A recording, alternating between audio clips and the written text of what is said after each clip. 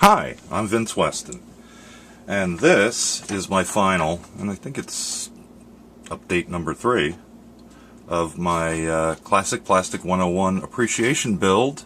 And of course this is an appreciation build for Chris Cortel, who's another great guy, an amazing builder, and a great teacher. He's shown me lots of things, so I'm really happy. Even if this is the 101 class, there's lots of stuff in there for all of us.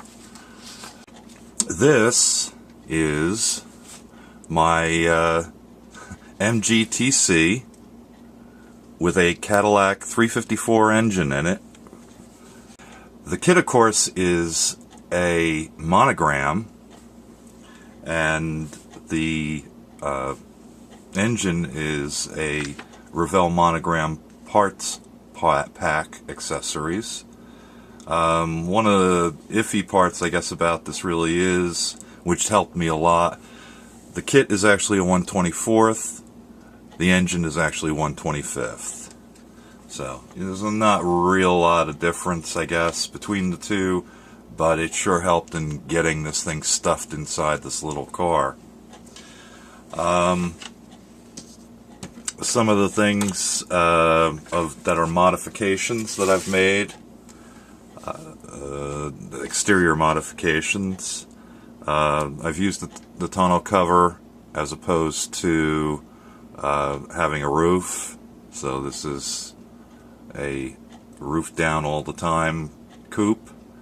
I've taken off the sides from the engine cover, the hood as it were, and of course I have parts box, wheels and tires, front and back.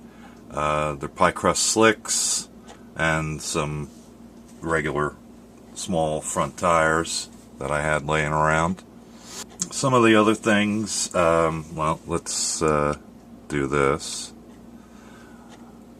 There is, of course, the engine that we've been talking about. I'll come in a little closer. And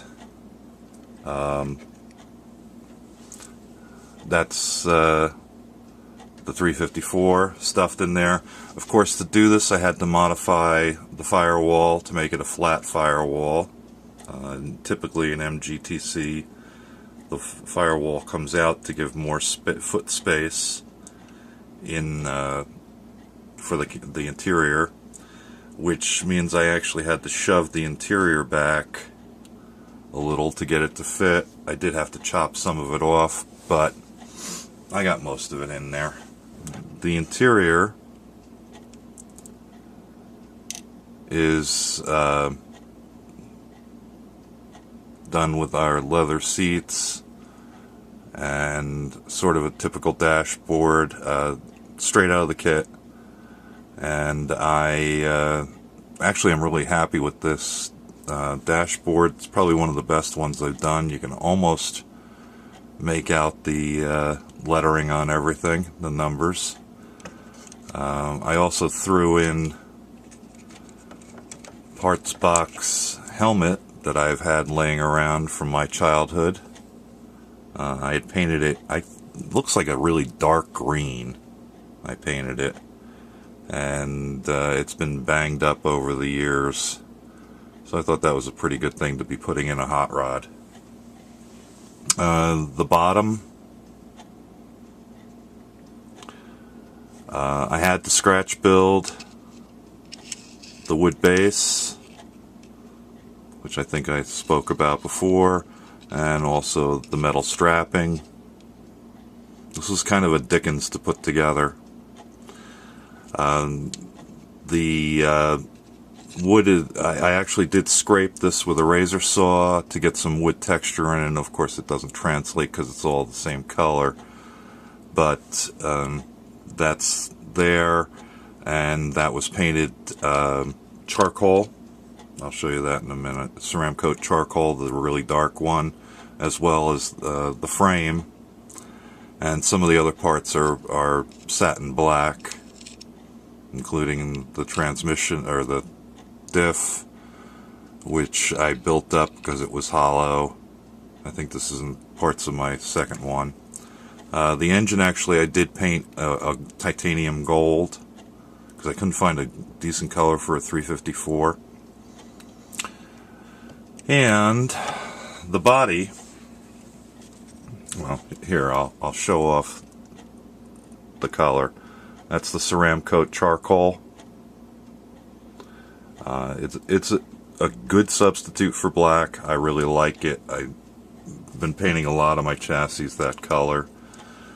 The body color is this one. Actually, I got this on complete closeout. It's Ceramcoat Select multi-surface, and it's called Dark Denim. Now, I decided that the dark denim was a little too dark because it's a really deep blue. Here, I'll see if I can do this without squeezing it all over myself. Can we get that in there? Yeah, it needs to be shaken up. But anyway, it dries to a pretty dark blue. I thought that might be a little bit too much, so I added a little white when I painted the body.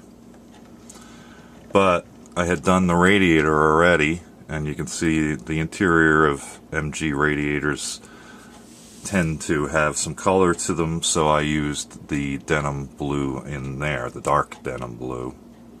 I did make a stand for the hood, as you can kind of see over here. I see it at a lot of the model car shows that they have stands for their hoods. So I decided, sorry, I'm being really lousy here. I decided to make my own, and all I actually did was I took a piece of phone wire that was blue and white and twisted it around and made myself a tripod with some hooks to hold it up. So, and it works good. I'm pretty happy with that. Okay, and some of the other things that I did, I actually did dip the windshield in Future. Took me 3 tries, but it came out good, so that's why I'm bringing it up. I made my own license plates. They are 1977 New Jersey plates, along with a registration sticker for October. I figured since it's my birth month and it's the month I finished the build in, that was kind of apropos. Basically, that's just download them from Acme and print. They're about, what is it, 1/2 inch by 1/4 inch, and the registration sticker I just found online and dumped that down and printed that off. Let's see, I talked about the firewall. One of the other body mods that I've made was I thinned this. I think I mentioned that in the last episode. I'm sure I did. I thinned here so there was a little bit more clearance. It would have been a little too tight. So the fenders got a little work. The MG knockoffs, these are from the original kit, and you know, I thought that would look cool for, instead of hubcaps, to have knockoffs, since I didn't have any dog dishes or moons to use. I scratch built the interior sidewalls, a couple other details, and I used the hood holders for the interior doors, the handles. It's pretty much just straight. And the interior, actually, by the way, is this Americana. It's honey brown, in case you're of interest. The flooring, this is the first time I've ever tried this, was using embossing powder, and I'm pretty sure this is the one that Kenny May warned me about. It's the red, that he gave me, and way back when I showed my bags of flocking that Kenny had sent me. Oh, the other thing I wanted to speak about quickly, since I'm taking up too much time, was the radiator hoses. I've got some detailed pictures I'll show you in a little bit, because this camera just won't even get close enough. I had to scratch build my own radiator hoses, because first off, I didn't have any, and this kit doesn't even come with any for its engine. I used this, which I got at Hobby Lobby. It's pony bead lacing. It's basically a hollow tube. They use it for beading. It even says, "I'm a tube." It goes about $1.99. 40% off means you're only paying about $1.25. And what I took some wire, which this happens to be the wire I used. It's more beading wire. This is 20 gauge. It fits inside pretty good. It's a little loose, which is good because it lets you move it around. And this is kind of what sorry, big clumsy hands. What you come up with is this nice little wire and tube. And of course you leave a little extra sticking out the end so that you can drill a hole. And it's nice because you can bend it any which way you need a radiator hose to go. Giving you a sort of example there. And it's pretty, I mean, that was, you just saw me do it. It was that easy. You just stick the wire inside, twist it, drill a hole for the pins, glue them in, paint a little silver around the ends, and you got yourself a radiator hose with clamps.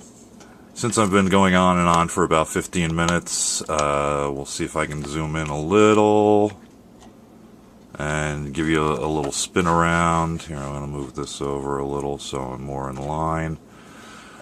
And I'll see if I can think of anything else that's of real interest. License plates I talked about. Anyway, I did try to heat stain the exhaust, which is a down tube. It just dumps out at the bottom. But that might have gone a little heavy on that. I'm about as subtle as a sledgehammer with a lot of things. So, but that's my little MG hot rod. Looks pretty good to me. Oh, one other thing I did was, as you can see, there's black around the straps to hold on the gas tank here. From what I researched, there was usually a piece of rubber went between the strap and the gas tank, so it wasn't metal against metal. So I simulated that with a thin line of black paint. And that about brings me to the end.